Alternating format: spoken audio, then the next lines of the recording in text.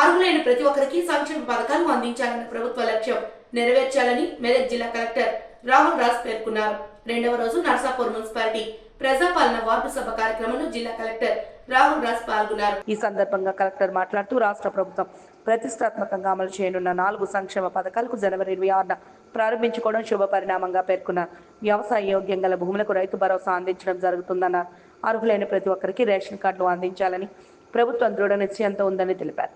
ఎవరు ఆధైర్యపడాల్సిన పని లేదని భరోసా కల్పించారు. రేషన్ కార్డుల విషయంలో సర్వే ఆధారంగా నివేదికలు తీసుకోవడం జరిగిందని, రేషన్ కార్డుల కుటుంబ సభ్యుల పేర్లు చేర్పుల కొరకు గతంలో మీ సేవల దరఖాస్తు చేసుకున్న దరఖాస్తులు కూడా పరిగణలోకి తీసుకుంటున్నట్లు పేర్కొన్నారు. 100% రేషన్ కార్డులు అందించడమే లక్ష్యంగా ముందుకు పోతున్నామన్నారు. నిరుపేదలకు ఇందిరమ్మ ఇండ్లు అందిస్తామన్నారు. పక్కా ఇండ్లు లేని వారికి కేటగిరీ 1, కేటగిరీ 2గా విభజించి అర్హతను బట్టి ప్రభుత్వ ఆదేశాల మేరకు ఇందిరమ్మ ఇండ్లు మంజూరు చేసేందుకు కృషి చేస్తామన్నారు. ఈ కార్యక్రమంలో తహసీల్దార్ Srinivas, municipal chairman Ashok Goud, vice chairman Ayyamuddin, సంబంధిత ప్రజా ప్రతినిధులు తదితరులు పాల్గొన్నారు. లేకపోతే వాళ్ళు కూడా ఆల్మోస్ట్ ఎలిజిబుల్ ఉంటారు. ఇది కాకుండా కూడా ప్రభుత్వం క్లియర్ గా ఏం చెప్తా ఉన్నదంటే రేషన్ కార్డులకు సంబంధించి అర్హులైన ప్రతి ఒక్కరికి, సో మనకి రేషన్ కార్డ్స్ అంటే మెయిన్ గా మనము బియ్యం తీసుకుంటాం, సో మనం అంటే రేషన్ తీసుకుంటాం మనము. సో ఈ అర్హులైన ప్రతి ఒక్కరికి కూడా ఆహార భద్రత అనేది ఇంపార్టెంట్ కాబట్టి ప్రతి ఒక్కరికి కూడా రేషన్ కార్డ్స్ ఇవ్వడానికి ప్రభుత్వము కంపల్సరీగా ఇవ్వాలనేసి కృతనిశ్చయంతో ఉంది. సో దానికి తగ్గట్టుగానే ఇప్పుడు మాకు వచ్చిన లిస్ట్ నెంబర్ 1 కొత్త రేషన్ కార్డుల లిస్ట్ నెంబర్ 2 ఏమో అడిషన్స్. ఈ రెండుట్లో కాకుండా కూడా ఇంకా ఎవరైనా మిగిలిపోయి ఉంటే, సో ఒక్కొక్కసారి ఇప్పుడు సపోజ్ 2 ఏళ్ళ 5 సంవత్సరాల క్రితం కూడా కొంతమంది అడిషన్కి అప్లై చేసుకున్నారు. తర్వాత ఎవరికైనా పెళ్లి జరిగిండొచ్చు, వాళ్ళు ఇంకొక కోడలు కొత్తగా వచ్చి ఉండొచ్చు, లేకపోతే మళ్ళీ తర్వాత కొత్తగా ఒక పిల్లోడు యాడ్ చేసినారు బట్ ఇంకొక పిల్ల కూడా తర్వాత పుట్టిండొచ్చు.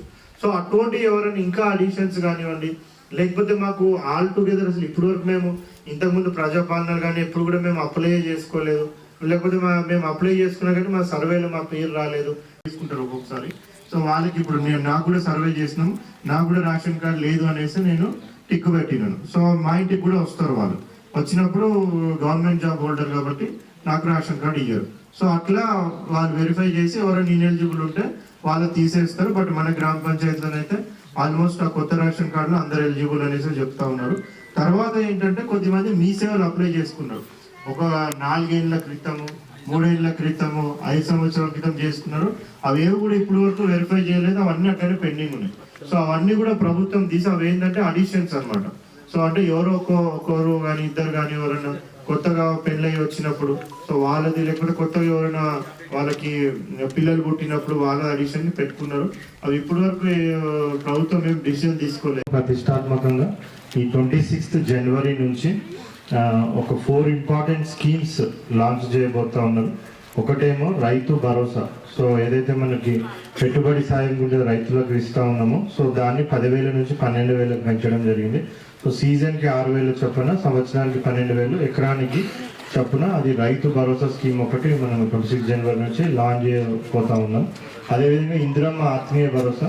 ఇందిరమ్మ అయితే మన మున్సిపాలిటీలో అయితే లేదు, బట్ ఎవరైతే ల్యాండ్లెస్ పూర్ అగ్రికల్చర్ లేబర్ ఉంటారో, సో వ్యవసాయ భూమి లేని నిరుపేదలు ఎవరైతే ఉంటారో వాళ్ళు ఉపాధి హామీ పథకం కింద అట్లీస్ట్ 20 పని దినాలన్న పని చేసినట్టయితే వాళ్ళకు కూడా 6,000 పర్ సీజన్ కుటుంబానికి చొప్పున, కుటుంబానికి 12,000 పర్ ఇయర్ ఇవ్వడం కూడా జరుగుతుంది. అవన్నీ కూడా 26 జనవరి నుంచి ఇవ్వబోతా ఉన్నాం.